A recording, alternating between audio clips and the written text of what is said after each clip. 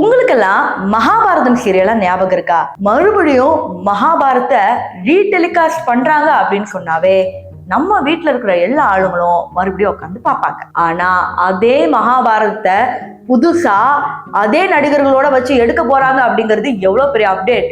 My God, இப்படி நடக்க வாய்ப்பே கிடையாது. எப்படி அதே மாதிரி திருப்பி எடுப்பாங்க? வேற ஏதாவது பார்க்கவா? என்ன சொல்ல வர அப்படின்னு கேட்டீங்கன்னா, இது ரொம்ப வித்தியாசமானது. இது எப்ப வேணாலும் நடக்கலாம். இது கொஞ்சம் புதிராவே இந்த கண்டென்ட் எடுத்துட்டு போறேன்.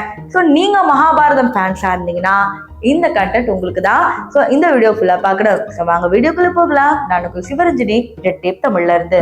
மகாபாரதம் அப்படிங்கிற இந்த சீரியல் பாத்தீங்கன்னா டிஆர்பி ரேட்டிங் அத்தனை உடச்சு வெளியே வந்தது. ஹிந்தி சீரியல்ஸ் அப்படின்னாவே லவ், ஃபைட்டு, ரவுடிக்காரன் வந்து லவ்வரை பிடிச்சி இழுத்துட்டு போறது, எவனையும் ஒருத்தன் கட்டாயமா கல்யாணம் பண்ணிக்கிறது, இது போன்ற சீரியல்கள் தான் அந்த இடத்துல ஃபேமஸா இருந்துச்சு. மகாபாரதம் கேஸ்ட் மட்டும்தான் இங்க நம்ம உண்மையை எடுத்து சொல்லலாம் அப்படின்னு சொல்லி பல விஷயங்கள் அந்த சீரியல்ல எடுத்துட்டு வந்து தமிழ்நாட்டுல இருந்து காஷ்மீர் வரைக்கும் எல்லாரும் அதையே பார்த்தாங்க. அதனால கிருஷ்ணர் அப்படின்னாவே இந்த நடிகர் சௌரப் அப்படிங்கிற இந்த நடிகரால மட்டும்தான் முடியும் அப்படின்னு நம்பினாங்க. ஈவன் அவரையே கிருஷ்ணர் அப்படின்னு தான் தன்னுடைய பல வால்பேப்பர்ல இப்படி சொல்றது ஒரு ஸ்டேட்டஸ் வைக்கணும் கிருஷ்ணர் பத்தினா, நிஜமான கிருஷ்ணர் பொம்மையை கூட வைக்க மாட்டாங்க, இவரோட ஸ்டேட்டஸ் தான் எடுத்து வைப்பாங்க. எங்க அம்மா கூட எல்லாருமே அப்படிதான். சோ இப்படி இருக்கிற இந்த காஸ்ட் எப்படி ரீடெலிகாஸ்ட் பண்ண போறாங்க? அது எந்த மாதிரியான சீரியல்? அது தெய்வீகமான சீரியலா கேட்டீங்கன்னா இது எதுவுமே கிடையாது. ஆக்சுவலி அவங்க பண்றது தியேட்டரிக்கல் பெர்ஃபார்மன்ஸ். அதாவது நம்ம திருவிழாக்கள்ல இந்த மகாபாரதம் நாடகங்கள்லாம் போடுவாங்க பாத்தீங்களா, அது போலவே திருப்பி ரீடெலிகாஸ்ட் பண்ணி காசு சம்பாதிக்கிறத விட ஒரு மண்டபத்தையோ அல்லது ஒரு பெரிய பணக்கார தேட்டரை வாடகை வாங்கிட்டு ஒரு நாள் லைவ் ஷோ பண்ணா எப்படி இருக்கும் அப்படிங்கிறது தான் கான்செப்ட். ஸோ நீங்க பாக்குற இந்த வீடியோ எல்லாமே எந்த ஒரு டேக்கும் இல்லாம டைலாக்ஸ் எல்லாம் மனப்பாடம் பண்ணிட்டு அட் அ டைம்ல அப்படியே பண்றாங்க. இப்ப போய் இதை பார்த்துட்டு வாங்க.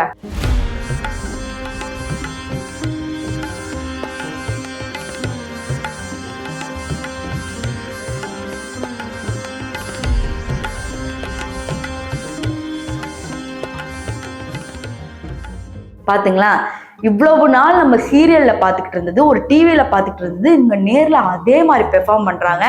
எப்பெல்லாம் கிருஷ்ணர் வராங்களோ எல்லாரும் அப்படியே ஆர்ப்பரிச்சு கை தட்டுறாங்க. அந்த ஷோ முடிஞ்சு கிருஷ்ணர் வேஷத்துல சௌரப் வராங்க, அப்படியே காலில் விழுறாங்க. அந்த அளவுக்கு அவங்களோட பெர்ஃபார்மன்ஸ் அப்படி இருக்கு. இந்த ஷோ கிட்டத்தட்ட 3 மணி நேரம் தியேட்டர்ல ஓடுது. ஆனா யாருமே கண் சிமிட்டாம அப்படி பாக்குறாங்க.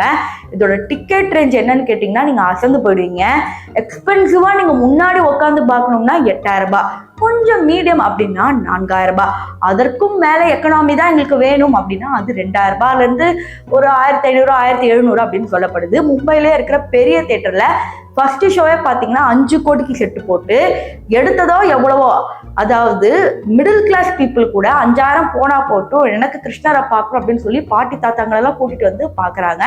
இதுல கொஞ்சம் டிசப்பாயின்மெண்டா இருக்கிற ஒரு சில விஷயம் என்னன்னு பாத்தீங்கன்னா, திரௌபதியா பூஜா சர்மா நடிச்சிருக்காங்க இல்லையா, இப்ப திரௌபதியா நடிக்கல, அவங்க விஷ்ணுவோட காதலியா நடிக்கிறாங்க. அதாவது கிருஷ்ணரோட ராதாவா நடிக்கிறாங்க அப்படிங்கறத நான் சொல்ல வந்திருக்கேன். இது மட்டும் இல்லாம துரியோதர் கேரக்டர்ல அவங்களே தான் நடிக்கிறாங்க. எல்லா மகாபாரத நடிகர்களையும் கொண்டு வர முடியாது, அதனால கொஞ்சம் வேறுபாடுகளையும் காமிச்சிருக்கிறாங்க.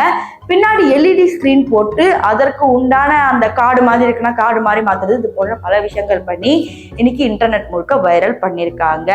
இது ஒரு கண்டென்ட்டா நீ ப்ரொமோஷன் பண்றியா? சென்னையில பண்ண போறாங்களா அப்படின்னு கேட்டீங்கன்னா சென்னையில பண்றது ரொம்ப கஷ்டம். அதுக்கு இன்னொரு ரீசனும் சொல்லிடுறேன். இந்த ஷோ ஃபுல் அண்ட் ஃபுல்லா ஹிந்தியில தான் ரன் ஆகுது. தமிழ்ல நடிகர்களுக்கு பேச தெரியாது, டப்பும் பண்ண முடியாது, யூடியூப் லைவ்லயும் காமிக்க மாட்டாங்க. ஒன்லி சின்ன சீன்ஸ் வரும், அதை பார்த்து வேணா சந்தோஷப்பட முடியும். இப்போ இதை ப்ரொடியூஸ் பண்றது, இதை டைரக்ட் பண்றது யாரு பாத்தீங்கன்னா அதே மகாபாரதத்துல எடுக்கிறவங்களா கேட்டீங்கன்னா கிடையாது. புதுசா ஒருத்தவங்க உள்ள இவங்களே கிருஷ்ணரா அதே கேஸ்ட் கொண்டு பயங்கரமா காசு சம்பாதிக்கிறாங்க.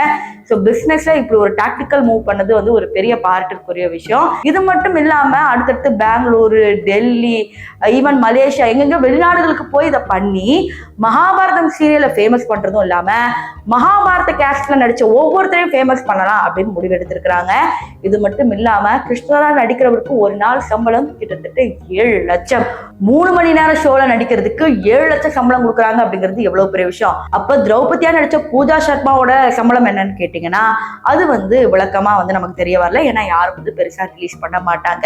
சோ இந்த சீரியலை பிடிக்காத ஆளே கிடையாது. குழந்தைகள் முதல் பெரியவர்கள் வரை அனைவரும் உட்கார்ந்து பார்க்கக்கூடிய இந்த சீரியல் இன்னைக்கு லைவா காட்டுறாங்க அப்படின்னு சொல்லி எல்லாருமே கொண்டாடுறாங்க.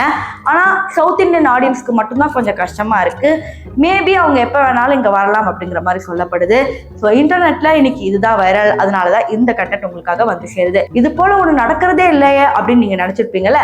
இந்த மாதிரி நடக்கிறதே எனக்கு தெரியல அப்படிங்கிற எல்லா கண்டென்ட்டும் இந்த ரெட் டேப் தமிழ்ல மட்டும்தான் வரும். நான் சேலஞ்ச் பண்ணி சொல்றேன்.